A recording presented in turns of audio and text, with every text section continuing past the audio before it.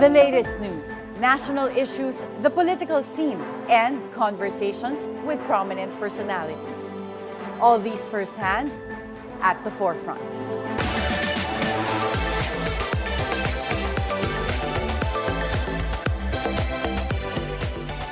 Good morning. I am Attorney Karen Jimeno. Former Senate President Franklin Drilon has weighed in on the impeachment case against Vice President Sara Duterte in a UP forum last week. As a veteran lawmaker and impeachment judge in 2 impeachment trials, Senator Drilon has insights on the legal intricacies, the Supreme Court's involvement, and the challenges that lie ahead of the political process. With the impeachment trial set to unfold, will it bring justice and accountability or deepen the divide among Filipinos? Joining us this morning at the BNC studio is former Senate President Franklin Drilon. Good morning, Senator Frank. Good morning, Karen. Thank you for having me today. Thank you for being here today, Senator Frank. So let's start, since we're talking about an impeachment trial. What is the standard of evidence for an impeachment trial? Before I answer that, I must tell our audience that Attorney Karen here is the only one in media that I can think of who was an actual participant as a defense counsel of Chief Justice Corona in the impeachment trial in the Senate. And I was a senator judge. Yes. So she had to argue before me. But having said that, the question is the standard of evidence. Yes. In my view and in my assessment, there is the evidence depends on how it is perceived by the senator judges. Remember that not all of the senator judges are lawyers. So they would not appreciate the standard of evidence that we lawyers would understand on the basis of the rules of court. The rules of court has suppletory application to the impeachment trial. That's what I was going to bring up. Yes. The rules of court the rules apply of court, suppletorily. yes. But in actual practice, okay, as you witnessed in the impeachment trial where you were counsel, the Senate President, and fortunately Senator Ponce Enrile, is a lawyer, and therefore he rules. Now, of course, his ruling is subject to an appeal on the floor, but the technicalities would have to be responded to by the Senate President, and fortunately he was a lawyer. Because, at the end of the day, and it is not their fault that they're not lawyers, they decide on the basis of their conscience and what they believe is evidence that could convict the respondent. And there is no standard that it is hearsay, that it is whatever you have. That is not imposed. But because even if the Senate President rules that the testimony cannot be admitted because it is hearsay, and then that ruling is brought to the floor, the body can overrule that ruling and say admit it. That's very difficult because then you can have anything as I agree. part of the trial without going through the credibility of the evidence. I agree, it is difficult. But remember that the impeachment trial is not a judicial process. It is a political process found in our Constitution to remove impeachable official. And therefore, yes, it is unfortunate, but that is how the system works. It is, as they say, the impeachment court is sui generis, one of its kind. And the process cannot be purely judicial because not all are lawyers. And therefore, it is a political process where you cannot impose strict standards of evidence. It has to be viewed in that way. Was that the intention when the impeachment was drafted into our Constitution? Was it meant to be a political process without any guidelines from the standard of evidence? In our Constitution is copied after the state constitutions in the United States. I have had no chance to go over the proceedings of our Constitutional Commission when they decided when on the this. deliberations. Yes. Perhaps someone can look at the deliberations. Maybe, but I'm almost certain that you could not impose strict rules of evidence, although it is suppletory in application. And that is so because of the very nature of the composition of the impeachment court, being composed of politicians, not of jurists. But in that case, would there be any other remedies? For example, if there are evidence that's presented in impeachment court where they were gathered through unlawful means, for example. So one of these contentious issues would be the bank accounts, for example. Yeah. Bank accounts, we have a law on secrecy of bank accounts. So if that were obtained illegally, would that pose an issue in terms of the credibility of the evidence that would be a basis for any ruling? Well, the Constitution provides that all questions in relation to the impeachment trial shall be decided upon by the impeachment court, not by the Supreme Court. So now you would have to resolve as to the nature of the impeachment court and the impeachment trial. And you have said that the Supreme Court should dismiss petitions against the impeachment trial. What is your legal basis for saying this? The Constitution, which says that all questions shall be in the impeachment trial shall be resolved by the Supreme Court, by the impeachment court. Of course, in this particular case, they are questioning the proceedings, yes, not in the impeachment court, but of the House of Representatives. So that statement won't apply if the impeachment trial has not yet begun.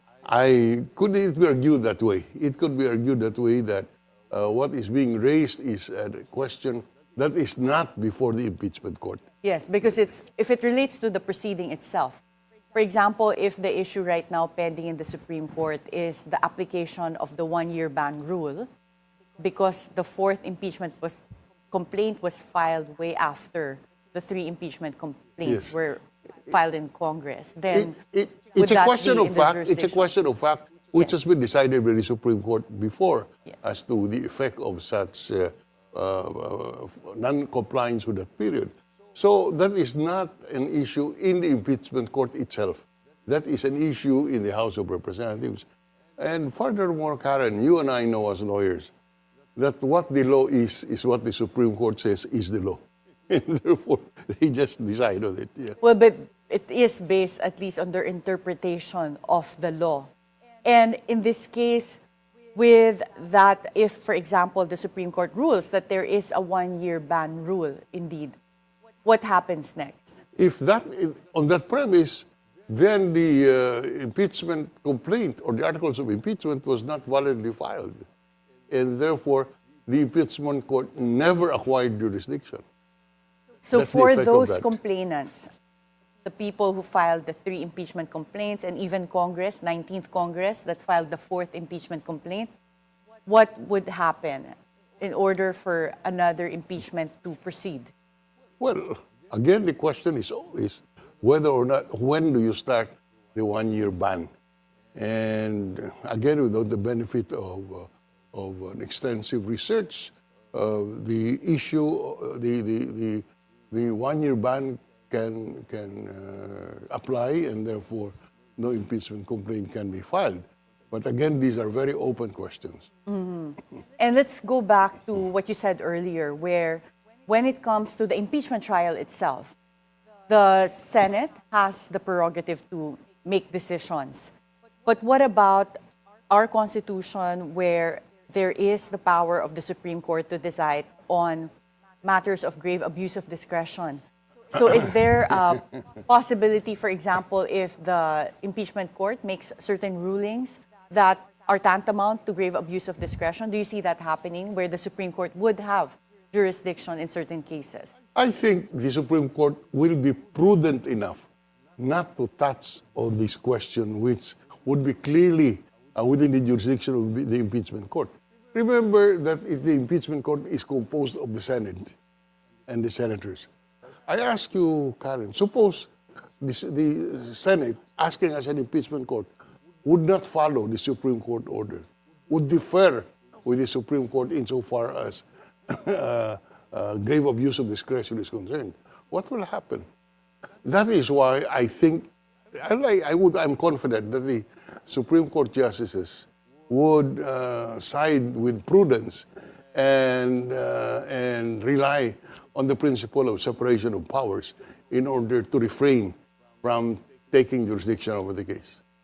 When you said that the impeachment process is a political process, so therefore, there are really no clear guidelines in terms of the weight of evidence required or the standard of evidence. What is there to balance against this potential unfairness, if there are any unfair results? Well, a political process is not always fair, so that is what you have to contend with. Because if the impeachment court was purely a judicial process, and then maybe the Supreme Court can apply that principle that a reversible error has taken place because of grave abuse of discretion, and therefore reverse the Supreme Court. But I think the better rule is that is to apply the separation of powers. And the Constitution clearly states that the jurisdiction of the impeachment court is exclusive. And if I were the court, I will refrain from getting into that because of the constitutional implications that ruling that assumes that corrects an impeachment court can lead us to. What would be your response to those who feel that an impeachment might result in defying the will of the voting population? So, for example, if you remove an official on the basis of an impeachment trial, the people who voted for that specific official might say that this basically defies our will. Yeah. Well, the Constitution has provided a process when an official elected by the people who committed impeachable offenses can be removed. Because under the theory that the will of the people, even in this particular case, cannot be reversed by a ruling of the impeachment court, then we might not have as well constituted the impeachment proceeding in our Constitution. But it is critical, and to me, we need an impeachment proceeding because otherwise you have there is no remedy available to against an erring official. And I can tell you, without an impeachment trial, impeachment court, the possibility of removing an official through another process is very likable. Likely pala, it's very likely. Yeah. But we do have the Sandigan Bayan and the Ombudsman, which if there are complaints filed against a public official, this can lead to dismissal from office and disqualification. And I suppose in that case, you have at least lawyers, meaning judiciary deciding with clear guidelines on the standard of evidence Karen, and the rules of court. I do not believe that lawyers have the monopoly of wisdom. You are a lawyer, I am a lawyer. I'll be the last to defend that we know all. Okay, so in this case, let's talk about impeachment as a process. If, in this case, Vice President Sara Duterte is facing an impeachment trial, but she decides to resign, would that still lead to a potential disqualification from office, from perpetually holding public office? If she resigns, no. Because the penalty of perpetual disqualification from holding public office is a penalty if you are found guilty in an impeachment process. And therefore, if there is no guilty verdict after the impeachment process, there can be no perpetual disqualification from holding public office. Of course, there were instances in the past that after the respondent resigned, the impeachment court did not anymore try the case and see if the penalty of perpetual disqualification from holding public office can be imposed. But that was not set, that was the volition and the decision of the impeachment court. Yes, and that happened before. We had Ombudsman Merceditas Gutierrez resign when an impeachment. That's what I said. And with her resignation, the impeachment court on its own said, we don't want to try her anymore. In other words, let her hold public office again. And in this case right now, if the impeachment court decides to still continue with the impeachment trial despite, for example, Vice President Sara Duterte resigning, would that still be legally possible for the impeachment court to still proceed with the trial to disqualify her? In my view, there is basis for the impeachment court to continue to try in order to rule also to whether or not the respondent can still hold public office. And then let's go to the other aspects of this impeachment trial that's very unique from the prior impeachment cases that have been filed in the past. In this case, we have 19th Congress already having been adjourned. Is it legal for the new composition of Senate to hear this impeachment trial even after the 19th Congress has adjourned? An open question. Open question, yeah. Because this has never been decided before. Yeah. But I will make a statement. I don't think that the impeachment trial will start until after the election. The president will not call a special session. That was one of the things I wanted to ask you, because Yes. the president does have that prerogative to call Senate to a special session. But why do you think that won't happen? Which one? Calling Senate to hold a special session for the purpose of proceeding with the impeachment trial. The power of the president to call Congress to a special session has no limit. He can call it at any time. That's what the Constitution clearly provides. The president can call a special session Exactly. at So any why time. do you think in this case the president will not call Senate for a special session? It says to me, I do not know it. I am not part of the team in Malacanang, but it's possible that it is a strategic decision. Why? Because if they call the Senate to a special session, and the trial takes place, it is undeniable that the senator judges will be subjected to tremendous pressure, especially with the forthcoming election. Not only the senator judges, but their relatives who are running for public office. And they will be subjected to pressure from various religious groups. However, if the trial takes place after June 10, I think, when the session is when the Congress is in session, if they hold the impeachment trial after the election, then that pressure will not be there. The pressure of various groups will not be there, and therefore the political decision is we have a better chance if we call the Congress to a special session after the election. Remember that the power of the president to call a special session is not restricted by any event. It is,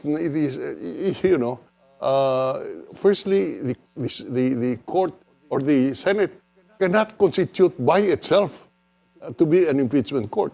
The impeachment court is constituted in a formal session of Congress, and a formal session cannot take place because there is no session. Yes. And therefore, a special session would have to be called by the president, and the impeachment trial becomes compulsory on the part of the Senate because the Constitution so provides that it shall forthwith conduct the trial. So at the moment, you think the reason why the president is not calling for a special session, it's more of a legal strategy or a political strategy? It's a legal and political strategy. Yeah. That's my view. Having gone through this, having been a politician for 24 years of my life, having been in the Senate, the pressure is unimaginable.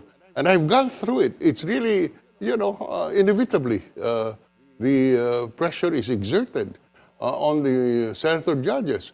And, since it's not purely a judicial trial, that's accepted as a fact.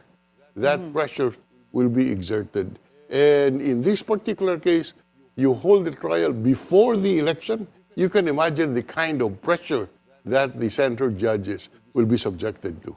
Since you said that it's an open question whether the 20th Congress would be able to hear the same impeachment complaint that was already filed in the 19th Congress, do you think that there's a potential that petitions might be filed in the Supreme Court questioning the jurisdiction of the impeachment court in the 20th Congress? I can assure you, Karen, the moment the 20th Congress comes into being and continues with the impeachment trial, the following day, the respondents are already in the Supreme Court. So it will be filed.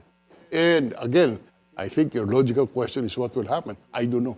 We don't know. Yeah, that's true. Even as a lawyer, we really Yes, don't know. we don't know. So I find this point very That's interesting. correct, yes. And what happens then if the 20th Congress does not prioritize the impeachment trial? Meaning, let's say there's no petitions filed against it, but 20th Congress does not prioritize this. Do you think this would pose another legal issue when it comes to the validity of that trial? Not on the validity, but whether or not the Senate, acting as an impeachment court, not giving priority to the question, would be performing and complying with their constitutional mandate and task to try to start and proceed with dispatch or with immediately with the impeachment trial. So, in my view, it is a constitutional duty. If you read the Constitution, for the Congress and for the Senate in particular, to immediately constitute the impeachment trial once there is a formal session. And that's a process, and I've been there. When the session is called to order, there is an item in the agenda, the impeachment complaint referred by the House of Representatives. And the Senate, as a Senate, would act on that. And what is the action?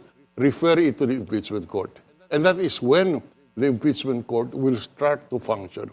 So I cannot understand, to me there is absolutely no basis for the proposition that since there is an impeachment complaint, that the senators themselves can constitute themselves into impeachment court just like that. Hindi ganun yun eh. Hindi ganon. It Pag can't be walang done. session. It has to be a formal session. Yes. Because the senators, because sessions, the calling of the sessions or the sessions are taking place only upon specific instances. One, when the Congress would convene on the fourth Monday of July after they're elected. Which is the State of the Nation address, after the State of the Nation address. Number two, when the Congress would have to ratify the calling of a martial law. The Constitution is very specific. Congress will meet without the need of a call. And number three, when the offices of the President and Vice President are vacant, and therefore the Congress would have to meet and nominate the acting President. Again, the Constitution says can meet without need of a call. This only shows that the Senate, the Congress are not allowed to meet just like that. To just suddenly hold a session. So, Senate President Chis Escudero is correct in saying that they cannot just convene after the 19th Congress already adjourned. That the President would have to call for a special session. Yes. After Congress adjourns, whether as long as Congress is in adjournment according to their calendar, no session can take place unless called by the President, except all those instances which I earlier enumerated. Mm-hmm. And it's so interesting that you were here because you were Senate President before. So tama naman pala si Senate President Chis Escudero. When he said that forthwith does not mean immediately, but after some time. This is it's not a question of... So it's really not a question of the speed. It's more of the technicality of it, wherein 19th Congress had already adjourned, so they cannot just hold a special session to hear the impeachment without the President calling for a special session. The situation today, Karen, is that the Congress is in recess. Is adjourned until after the election. And we commonly call it, we come back for a lame duck session, meaning that's the last session in Congress for this particular year. So the Senate cannot meet unless called by the President, because the Constitution does not allow a group of senators or a group of congressmen just to come together and say, we declare a session open. You cannot, that's not done. Yeah. That's not legal for a group of senators or a group of congressmen just grouping among themselves and declare that the session is opened. And interestingly, you said earlier that you think right now, if the impeachment trial proceeded before the elections, there would have been more pressure on the senator judges. So in your opinion, as a veteran politician, do you think it would be more advantageous for Vice President Sara to have had the impeachment trial proceed right now before the elections rather than after? Matter of opinion, not based on any law, but in my view, she is better off having the trial right trial now. Because let's face it, let's call a spade a spade. The Iglesia de Cristo gathered 1.5 million people of their members to say, do not impeach Sara. So with that, what do you think was the legal strategy or political strategy of the people or the groups that filed the impeachment right before the elections?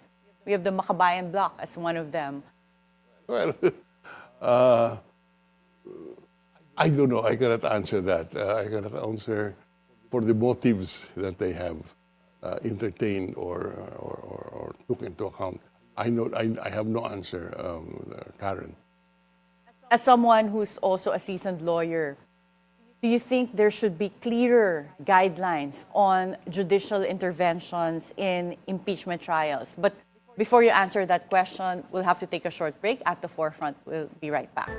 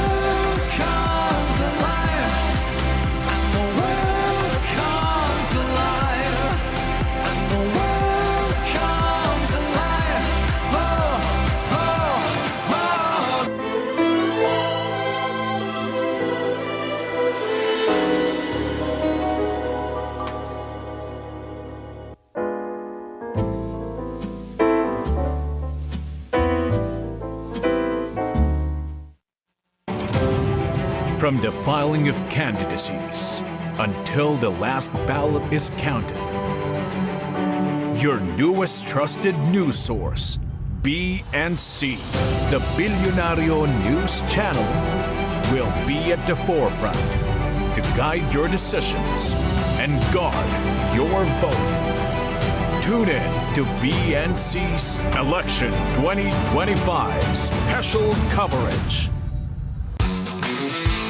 Get to the latest stories. The Philippines bags a historic bronze at the 2025 Asia-Pacific Women's Lacrosse Championship. The updates. Table tennis power duo siblings brought home medals from the WTT Youth Contender. The scores and what to celebrate in the world of sports. I'm Anton Rojas. And I'm Erica Christensen. On the scorecard. Where sports is our business. Business is our sport. Only here on BNC, the Bilyonaryo News Channel.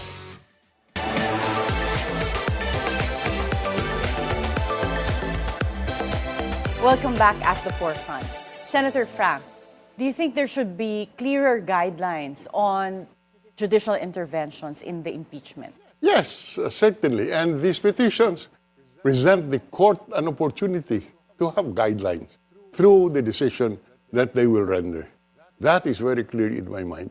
You cannot amend the Constitution. I don't think there's a call or there is a rationale for Constitutional Convention to amend the Constitution. But certainly the Supreme Court, through the decisions that they will render on the petitions pending before them, can issue the guidelines. I would repeat, after all, Karen, you and I in law school, we were trained to believe that what the law is what the gods of Padre Faura says the law is. The gods of Padre Faura, yes, how very apt. Yes. And it's the same with the United States, where it's the yes. Supreme Court that also interprets, but in the process also come up with the rules. Yes, correct. And in fact, there the political division is more pronounced between the Democrats and the Republicans. So in a 9-member Supreme Court, they always repeat, 6 were appointed by Republican president, 3 were appointed by Democratic presidents, to imply that these philosophical lines will guide the members of the Supreme Court when they decide the case. But in this case, in the Philippines, does it also happen that the Supreme Court sometimes comes out with political decisions? Because we still have a Supreme Court that's made up of justices that were appointed by a president. In the first place, Karen, our political system is all shot. So you can do, in America, they have a 2-party system, clear distinctions on the philosophy. In our case, we have a multi-party system, so that it results in the instability of the Senate President. Because you can imagine there are 24 political parties composing the Senate because there are no political party institutions as we used to have before martial law. Now we have a multi-party system in a presidential system so that politicians can change their parties as they change their clothes every day, but the administration remains because this is not a parliamentary system where the changes in political party affiliation can affect the tenure of the president. So, do you think that we should go back to a bipartisan system or go to a bipartisan system? To a 2-party system? Yes. Well, if we go through, if we insist on or if we maintain our presidential system, my view is that we should have a 2-party system. If we want to have a parliament, then a multi-party system is appropriate. Mm-hmm. But that would require a constitutional amendment. That's correct. That's correct. We're just talking about the theories and how it should be applied. Do you think the Philippines would be prepared to revise its constitution? To have a I would invite myself to another session with your show and discuss that. That's a completely different conversation. Question, yes. Yeah. So in this case, now we have the Supreme Court wherein a petition has been filed before them, which does relate to the actual legal process or a question on the process for the impeachment to proceed. What do you think of the Supreme Court's 10-day deadline for the Senate's comment on the petition? Would they be able to comply now that the Senate is in recess? They have no choice but to comply. The Senate is in recess, but the technical staff is there. And I want to clarify, the mere fact that the Supreme Court has asked the Senate to comment, does that mean that they have given due course to the petition? The fact that they will set it for oral arguments, does that mean that they have decided to assume jurisdiction and decide the case on the merits? That is not correct. That is not the situation. A comment is simply to clarify certain issues, not a indication that the court has acquired jurisdiction. Mm-hmm. Should the Supreme Court declare the trial should not proceed if they give due course, then what would be the recourse of the complainants in this case? Well, go back and comply with what the Supreme Court has said, if that is the case. Let's look at the scenarios potentially if there is indeed an impeachment that results in a conviction. There would be a vacancy in the position of the Vice President. Some people have the notion that the succession would be the Senate President becomes the Vice President, but that's not the case, right? So ano po yung mga options? What would happen? Who can potentially be Vice President?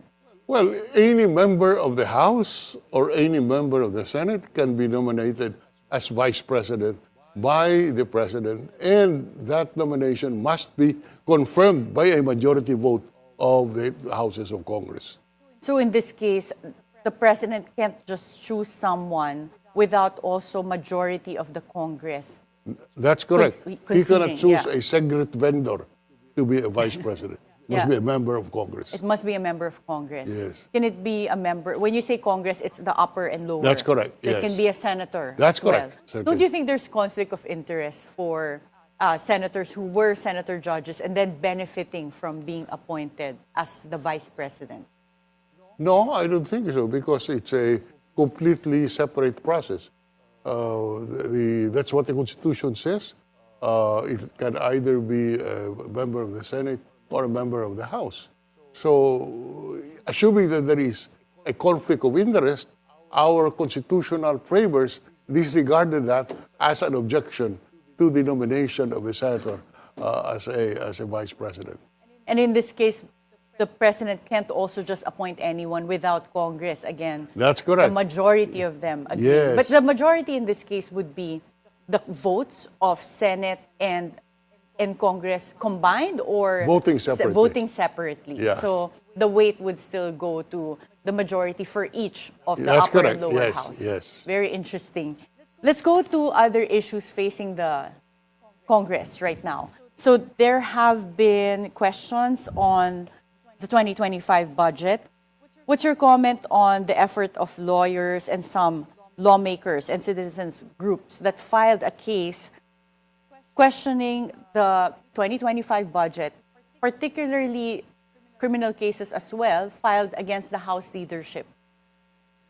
Firstly, insofar as the filing of the petitions to invalidate the 2025 General Appropriations Act because there were blanks in the bicameral committee report. In my view, and I'll express a view as a lawyer and as a professional, there is no basis. Why?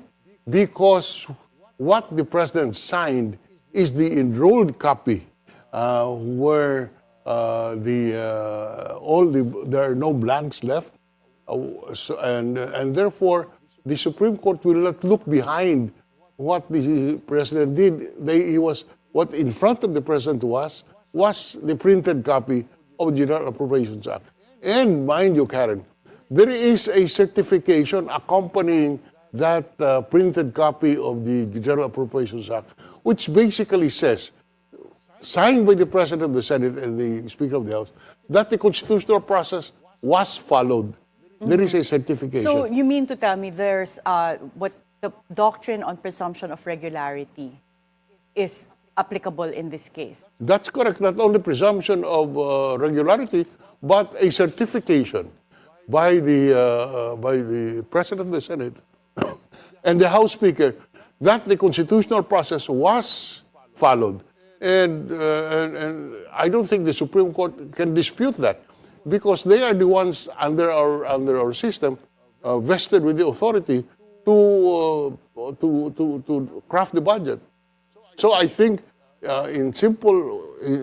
bottom, I don't think there is any basis for the Supreme Court to invalidate the General Appropriations Act of 2025 on the basis of the alleged blanks in the bicameral conference committee report. As someone who's a former lawmaker, is that regular, wherein the bicameral report would have blank? Is that acceptable practice?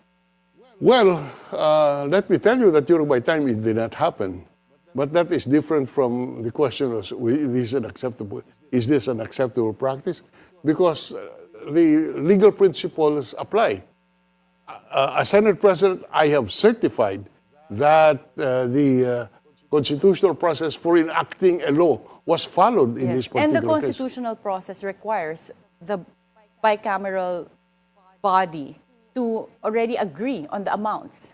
That's correct. And this is ratified Yes, by the... exactly. So by- if it were blanks, then technically they didn't meet and agree as a body on certain amounts. Assuming so, but the fact is there was a certification from the Senate President and the Speaker of the House that the constitutional process was followed. Do you think the Supreme Court will look behind the certification and say, Mr. Senate President, Mr. Speaker of the House, you were wrong, your process was not followed? Do you think the Supreme Court would have that authority? I don't think so.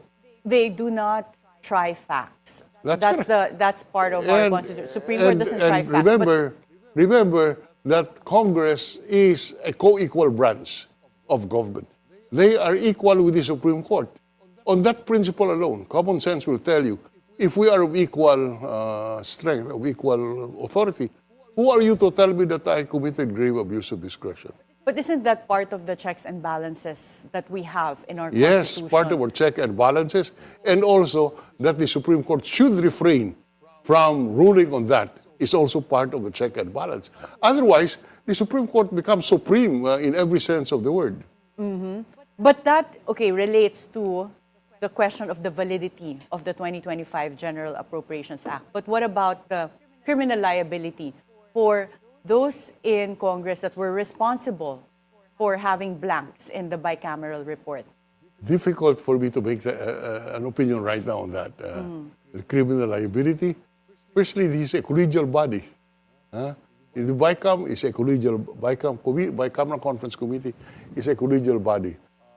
So it's not easy to pinpoint responsibility.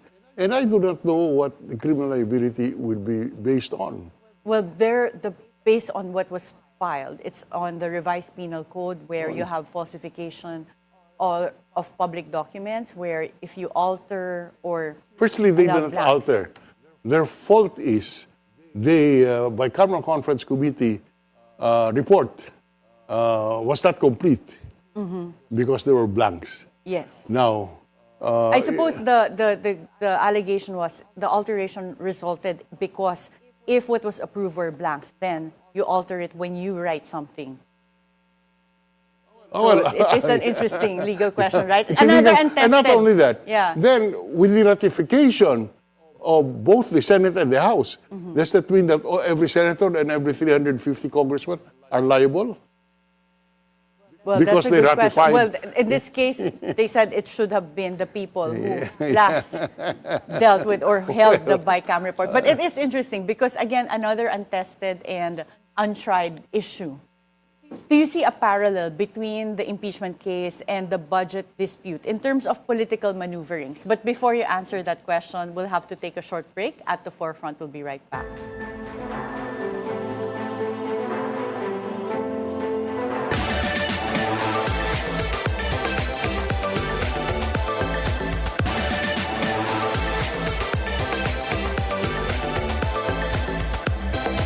Welcome back at the Forefront. Senator Frank, do you see a parallel between the impeachment case and the budget dispute in terms of political maneuverings?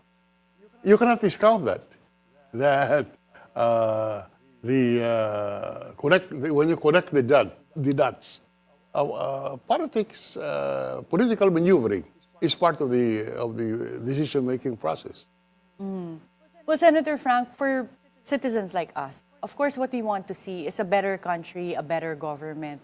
So what do you think are reforms that should be introduced in order to prevent future controversies when it comes to the budget?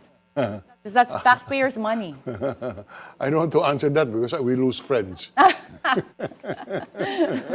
Well, you have been a senator for so long. So what do you see are the gaps sometimes that causes potential for issues? For one, let us return to the two-party system if we want to maintain a presidential system of government. Because it doesn't do us well that we have a multi-party system in a presidential system which results in maneuvers like this. Because the president is not dependent on the vote of the parliament. He has his own, so these things happen. There is no restraint on making certain decisions because it has no legal effect. It's difficult, Karen, in this short period of time short program for me to expound on what I believe should be reformed. A strong political party system is necessary, I believe. So really, that's a fundamental change Yes. in our government. Yes. We do a two-party system. Yes. As part of EDSA People Power 86, you were part of that. Yes. So that's a good, and then I'm already throwing all the questions that I can ask that are relevant to you. So we just had People Power Revolution anniversary yesterday, but this is no longer a holiday. Do you think that it's still a significant and relevant day? EDSA People Power, 1986. Very significant. Without the people power revolution, do you think you and I can discuss these things on the air and be critical of our government? Yeah, I was a young child back then, Yeah. but you lived through it. How was it different back then, before People Power? What do you mean? How was it different? When you said that right now we Yes, wouldn't be able to discuss like this. Because during martial law, there was no freedom of speech. You refrain or you're prevented from expressing opinions critical of government. And the EDSA revolution changed all of that. It provided us a democratic space to be able to express our views freely in a democratic system, which we believe is the system that will work for us and provide us a better future for our people. So that's why the EDSA, the People Power Revolution is a very significant part of our history. It cannot be changed. In fact, it became a model in many jurisdictions. Well, right now, we are able to enjoy this freedom of expression, freedom of speech. So why do you think that EDSA People Power is still relevant in today's political climate? So that if they'll not be repeated, that is the value, of remembering what EDSA is all about, so that the future generation will not agree that there should be a trampling of our rights. Well, with the younger generation now, it seems that the relevance of that has been lost or is being lost over time, because the people who were part of EDSA People Power have gotten older, and then the younger generation were not around to see that. What do you think needs to be done in order to at least keep the significance of this day alive? Well, remind people where we were before EDSA and where we are today in terms of freedoms we enjoy, so that it should not be set aside as irrelevant. It is completely important that we continue to adhere to what we fought for in 1986. What is your take on the current administration taking out February 25 as a holiday? Do you think that affects the significance or the ability to make this day significant? It's a very political decision. I don't agree with it. The EDSA anniversary of February 25 is a fact of history that cannot be changed. You cannot alter that, and it has a very significant, played a very significant role in our political history. As I would repeat, Karen, you think you and I can discuss as freely today if it were not for EDSA? I don't think so. Mm-hmm. So right now, we are where we are in terms of political disputes. The climate right now, we are facing another impeachment trial when Congress, the 20th Congress, resumes in June, potentially, after the elections.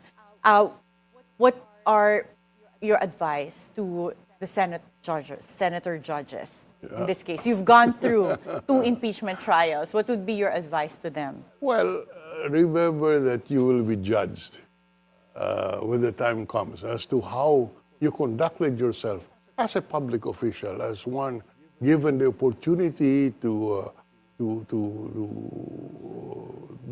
discharge your duties to the best of your ability. You will be judged by history. So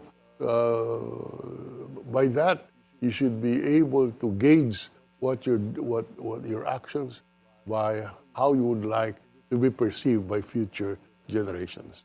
Finally, this impeachment, even before it is going to trial has already been very divisive. Like you mentioned earlier, there was a religious group that even held a rally to oppose the impeachment.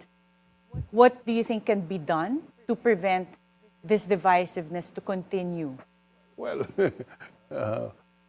we just have to go through the process as we have done in the past. You were part of that process. We were able to keep our country together after the very divisive impeachment trial. We just have to continue doing that until we reach that maturity that will allow us, as it has allowed us in the past, to remain as a one people. And do you have fears that the impeachment process can be abused once we see that we can easily replace people? I'm sorry, did you say? Are you afraid that this impeachment can be abused in terms of It is being always used for a political possibility. purposes? Abuse is always a possibility. It's up to us to how to check that. Thank you so much, Senator Frank Drilon. Your insights have been truly invaluable today in so many issues, not just the impeachment. Thank you so much. Thank you too. More than just a legal proceeding, the impeachment trial of the Vice President is a test of the nation's commitment to justice and democratic principles. As political tensions rise, the challenge lies in ensuring that due process prevails over partisan interests and that the rule of law remains intact. Be timely informed, be insightful of the news. Always stay at the forefront. Join us again tomorrow for meaningful conversations that would help you form an objective personal opinion. This is Attorney Karen Jimeno. Thank you for spending your hour with us.